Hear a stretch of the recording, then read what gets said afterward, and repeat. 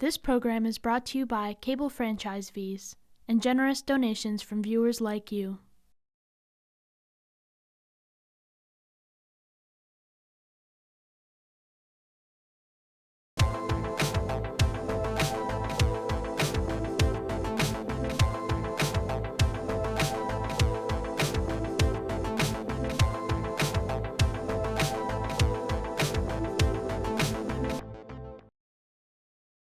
You're watching the Amherst Weekly Report from Amherst Media on Friday, April 30th, 2021. I'm Claire Healy. And I'm Rebecca Duffy, and these are the stories from this past week. A new bill was passed last week that bans assault weapon manufacturing in Massachusetts, according to WWLP 22 News. Assault weapons are illegal to sell in Massachusetts, except to law enforcement and the military. There are at least 24 known gun manufacturers in Massachusetts, including Smith & Wesson in Springfield. A co-founder of Stop Handgun Violence, John Rosenthal, said, quote, "Massachusetts companies produced more guns than any other state in the nation."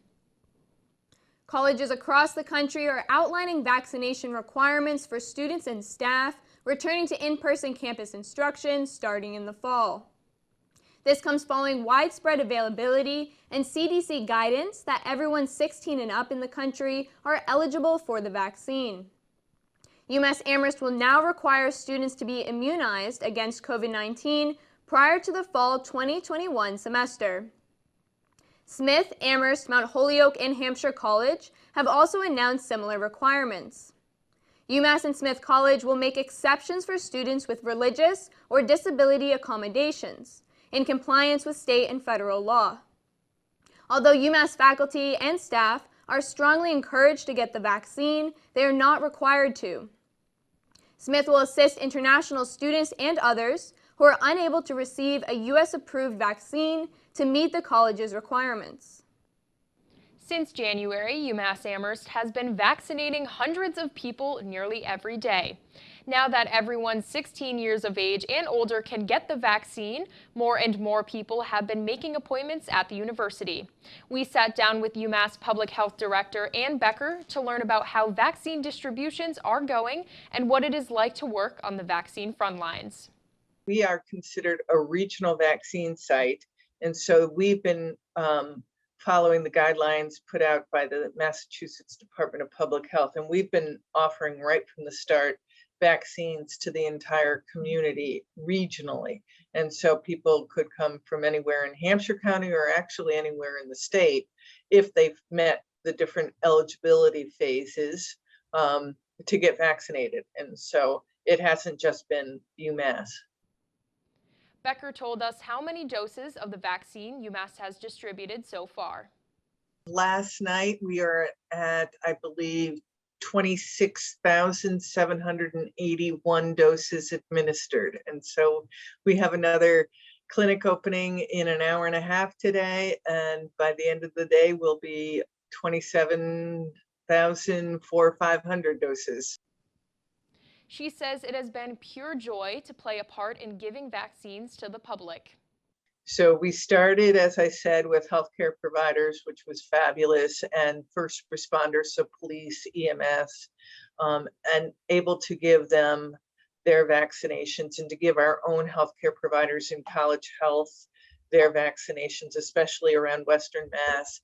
And then we moved into the elderly, and it was just a really very rewarding experience. You know, this is our staff, University Health Services staff, and many, many, many College of Nursing students and faculty, all contributing their talent and their time, either as a clinical experience, as a work experience, or volunteer experience. And to be able to see people who haven't gone out of their house in literally a year come on out and get vaccinated, tears of joy on a daily basis. Doesn't get any better than that. One thing I really want them to hear is even if you just can get one dose, because right now we're giving the mostly the Pfizer vaccine, and the second dose would be 3 weeks later.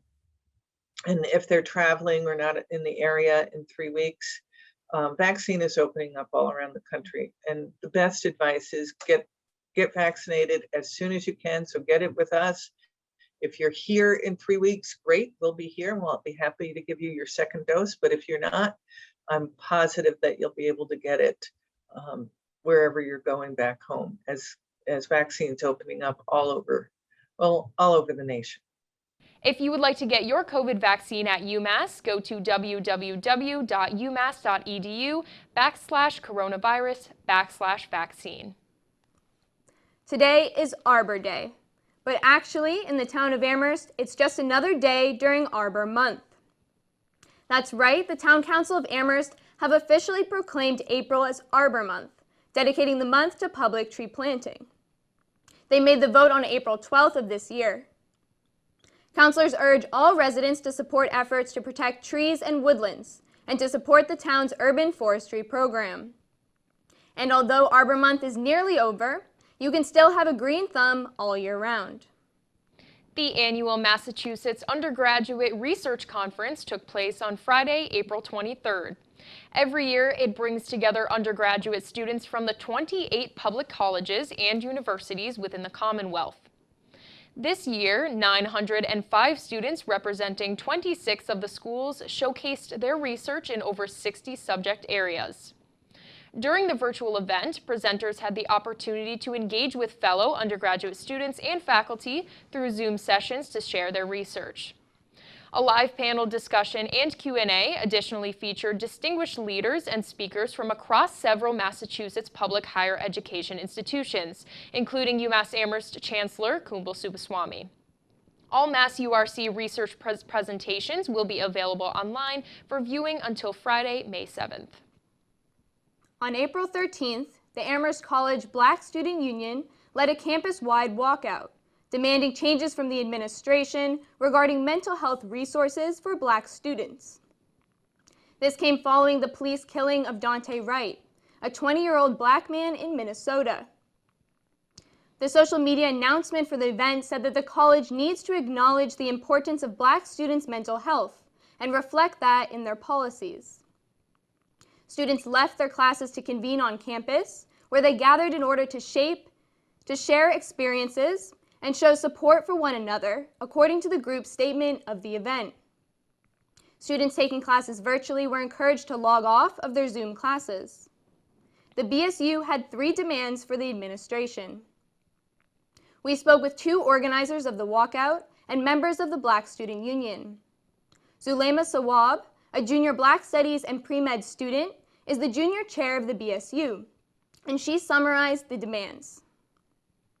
The 3 major demands that came from the walkout was reforming the tardiness and excuses policy here, especially for like absences, because students who are mentally occupied with literally seeing their death daily should not be expected to just pretend like it's not happening, and they should be allowed the space to take time to just process all of their feelings and their emotions, to grieve, to mourn, even if they don't know that particular individual. Consistently seeing it anytime you go online, you cannot scroll without seeing a new incident of police brutality. And so we needed that break.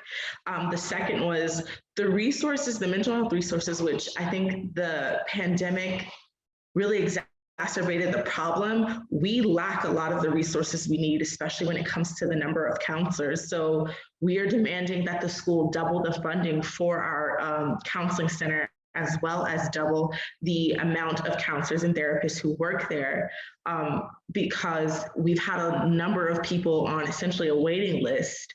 And many of those who are not only battling mental health issues, but actual mental illnesses, they might need appointments quicker than that waiting list can get them. And that's not fair that they sit there on that list when they really need help. And I think like emergency in terms of mental health is often defined as like if you're on the brink of suicide or self-harm or harming someone else, but that's not the only state of emergency someone needs. And so emergency hotlines don't really recognize that often, especially the ones that the school provides. So we needed to change how mental health is dealt with on this campus. And then the third was to abolish ACPD. ACPD has openly admitted they have not had to use their guns in years. And with the presence of what they have are, now is community standards. I forget what the total name of the position is, but they essentially have like people that are not cops that do the rounds on campus. So essentially they don't have any real presence this semester at least. And so continuing to have them function while also knowing that there's the potential for harm to be done is not kind or fair to the students here. So we've asked, and this has been a continuous ask for the abolishment of ACPD. She said that, for the most part, faculty responded positively. But her concern is the response of the administration, which she described as lackluster. Biddy Martin, the president of Amherst College, sent a letter to the campus community after the walkout, which she attended. In it, she said, quote, "The issues raised by students deserve careful attention and thoughtful consideration." Moving forward, Sawab said the BSU will continue to push for these demands to be met through conversations with the administration and Board of Trustees. But most importantly, the next step is to actually have a conversation with Biddy and hopefully with the Board of Trustees, as the president's letter and response to the walkout seemed to put a lot of this in their laps. Having an open forum, maybe a town hall between the students, the student body and the board, as well as Biddy, just so they, one, can understand why these are the things that we want, and we can have influence in that decision if it comes to an actual vote. We also spoke with Ernest Collins, a sophomore Black Studies major who works as event coordinator at the BSU. He described the walkout as a space of joy as well as grief. It was really good to see the Black community branch together during a time like this. Just to pause and allow for us to grieve. The words that I've heard that day, some were very inspiring, some of them were, very touching. Others were, it's very, very, affirming of all of our experiences, right? There's the Black experience, but we also have to recognize that all of our experiences are very, very different, and we've all experienced discrimination in different ways. And so having this opportunity to speak with a whole bunch of our peers, have a mic, it was truly unifying. And then also, after it was all said and done, we had the walkout, the Black Student Union, we had the speaker playing, we had music playing, and all of the Black students were able to just enjoy the day, which is something we haven't been able to do for a really, really long time. And although it took us coming together to prove a point to the school and for us to mourn and for us to collectively talk about our trauma, to be able to come back at the end of the day and have this family in this spirit of togetherness, it was really amazing too. That was a very, very, that day is going to stick in my head for a long time. He talked about the walkout as a way of holding the school accountable, while also being part of what he said should be a global movement. We really need the administration to understand that, they can't expect for students of color, but more specifically Black students, to be not only flipping the bill and doing all of this academic work in the midst of police brutality, but also with the pandemic that is going on, there, the fact that it disproportionately affects communities of color more, there are things that our institution need to recognize. And so when IO sent that message, IO Lewis was like, hey, we need to do something about this. Let's do a walkout tomorrow. I know y'all are tired. I know I'm tired. We need the school to recognize that we're important and we're significant, and we need our mental space during this time. We need a time to breathe. we are really trying to see how far we can make this movement. And I believe that this movement should actually be something that is all over the country, even internationally, because this is a moment to really stop and allow students of color to breathe. Senator Jo Comerford of the Worcester District held a town hall meeting on Monday. She discussed how she and her team have filed 57 bills and co-sponsored almost 500. The bills span across a variety of issues and committees, including healthcare, racial justice, economic development, and more. In the upcoming 192nd session, they are hoping to pass 61 bills.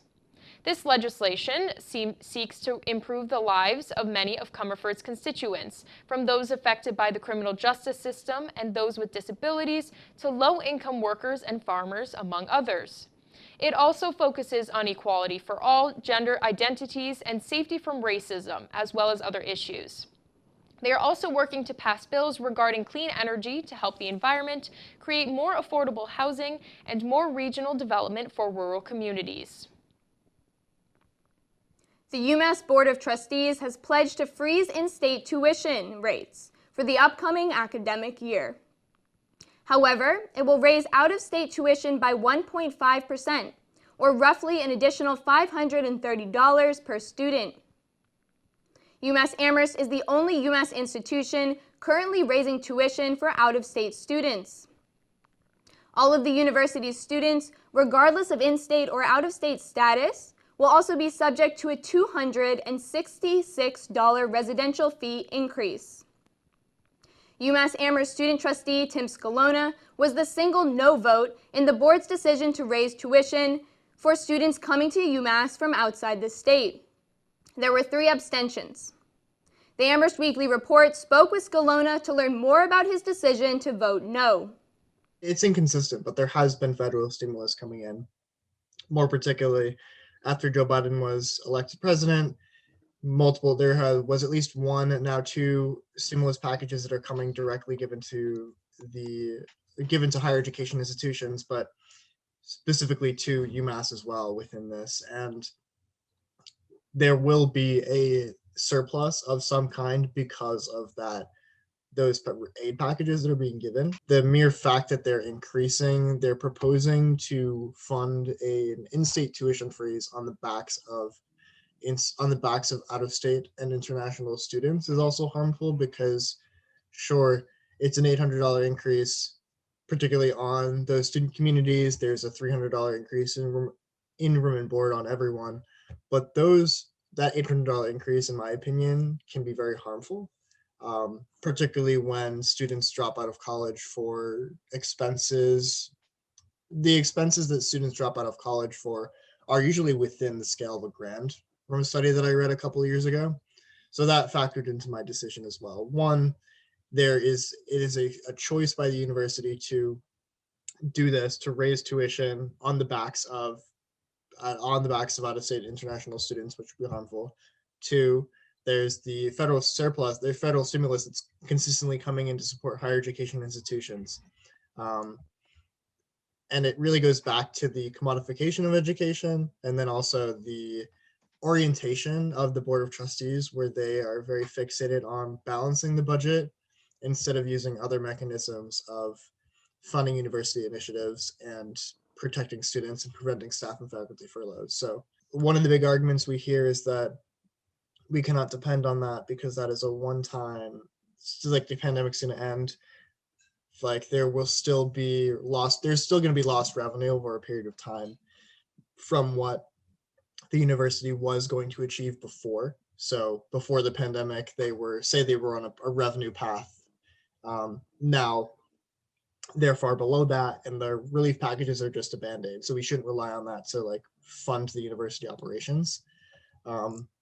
I just don't think, while this it might not be sustainable long term, I don't think that you can simply discount the presence of surplus or the federal stimulus money that's coming in, when that money is supposed to be put towards protecting students, protecting the university. And a big part of that is allowing students who are here to stay here and to get an affordable education.